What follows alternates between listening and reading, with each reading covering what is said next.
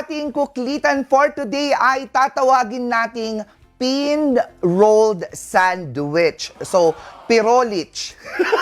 Pirolich tayo ngayon at eto yung itsura ng ating pirolich. Ganyan siya. Oh, di ba nakakatuwa? Bite size, tapos at the same time, pwede ito sa, hindi lang pang merienda ng mga chikiting. Kapag meron din tayong mga parties sa bahay-bahay natin, pwede natin itong gamitin. So, ano nga ba yung ingredients natin para sa atang pirolich?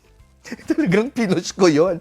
Pinned rolled sandwich. Siyempre, kailangan natin ng ating tinapay or yung meatloaf natin. Mga more or less nasa 50 to 60 pesos lang yan. Kailangan din natin ng peanut butter and strawberry jam. Which is, itong ganito kaliit mga ka-MB ay nasa 25 pesos, 25-30. So more or less yung mga magagamit natin lahat dito. At siyempre, ito din, namura lang naman ng mga toothpick or kung may toothpick naman yung bahay ninyo. Wag lang yung gamit. Ha? Dapat yung malinis na toothpick. So, nasa 100 plus tayo, 100 to 130 pesos lang itong gagawin natin. Pero may mga mura naman na loaf breads, di ba? So, yun yung gamitin din natin. So, una natin gagawin, syempre, kuha tayo ng ating loaf bread. Tatanggalin dapat natin yung nasa gilid niya or yung tinatawag nating crust. Huh? So, tatanggalin natin yan para ma-roll natin ng maayos ang ating sandwich. So, dalawa yung gagawin natin dito mga ka-MB. Ang maganda dito sa ating loaf bread, napaka-versatile nito para sa mga niluluto natin. At hindi lang siya yung ginagamit nila, yung nilalagyan ng itlog. Ano na kasing tawag mo doon? Oo, pero masarap yun eh. So, yan. Tatanggalin lang natin ito. Kapag kasama niyo yung mga kids ninyo, make sure na dapat ay tulungan natin sila sa ating pagtatanggal nitong crust niya kasi kung hindi, baka magkaroon ng something. Matulis pa man din yan. So, meron na tayong bread na natanggal yung crust.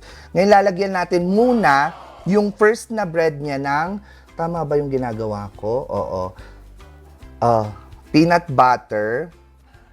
Pero dapat manipis lang para kapag ni-roll natin siya, dapat pala ni-roll muna. Ay, hindi, tama. Tama pala, Lalagyan muna natin ng peanut butter. Ayan. Tapos, sa kabila naman, na ipapatong natin later on, ay ang ating strawberry jam. Alang, bango-bango. Parang gusto ko na tuloy kumain. Magandang kasama nito talaga mga ka-MB, kape. No? Yung susunod nating guest, mga ka-MB, gumagawa din siya ng mga ganito, yung mga nakikita niya sa videos, ginagaya niya kung paano niya gawin yung mga pagkain. Tama ba? Malay natin, itong ginagawa natin ngayon, gayahin din niya.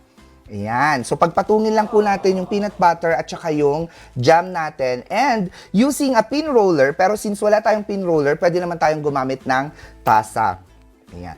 So, i-roll lang natin siya, pipit-pitin talaga natin, ganyan. Di ba? Kaya siya tinawag na pin-rolled sandwich. So kapag maganda-ganda na, para na siyang papel, hindi naman parang papel, para tuloy siyang cinnamon roll, magiging ganyan siya kanipis, mga ka-MB. Tapos, hatiin na natin siya into how many pieces? So, ilan na to? 1, 2, 4 ang magagawa ng isang loaf bread. So, once na nahati natin itong ating sandwich, pin-rolled sandwich, iikutin lang po natin for the aesthetic of it all.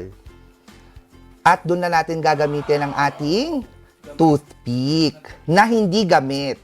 Dapat, there you go. We have our pin-rolled sandwich. Parang nakulangan yata ako sa paglalagay ng ating peanut butter and yung strawberry jam. Pero ang cute ng color niya, mantakin mo yan, meron siyang brownish. Tapos pwede din tayong gumamit ng iba pa, mga ka-MB, na mga jams like mango jam para magkaroon lang siya ng color. Mas na-excite ang mga kids natin na kumain nito. Pero actually, fun nga siya na i-present natin sa mga kids natin kasi simple na lang siyang gawin at the same time, madali din siyang kainin. So, isang subo lang yan. Pero gusto din naman natin ng medyo mas manipis, pwede din naman, katulad nitong una nating ginawa. Ganyan siya kanipis. O, di ba? Mas cute siya. Pero sa akin kasi, parang makukulangan ako talaga kapag ganyan lang siya kaliliit. Okay. O. Di tapos ang ating pinned rolled sandwich or ang ating pirowich. Ay, pirowich. Titikman natin ito mamaya, mga ka-MB. Sige na nga, titikman ko na ngayon, pero yung nauna, ha? Tikman natin. Sarap yung combination ng peanut butter at saka ng strawberry jam. Marami tayong pwedeng gawin dito kasi pwede nating i-add ang mga fruits. Like kung meron tayong saging or strawberries, pwede siyang i-cut tapos ilagay lang siya dito sa may top ng toothpick natin para mas happy siya. Pwede natin siyang gawin parang tao-tao or snowman. Oh. So, meron na tayong pirowich para sa mga kids at syempre sa ating mga barkada. Kapag meron tayong kinemberlots, dun, or mga party-party, doon sa ating mga tahanan. Yan ang ating kuklitan. Grabe ang sarap. For today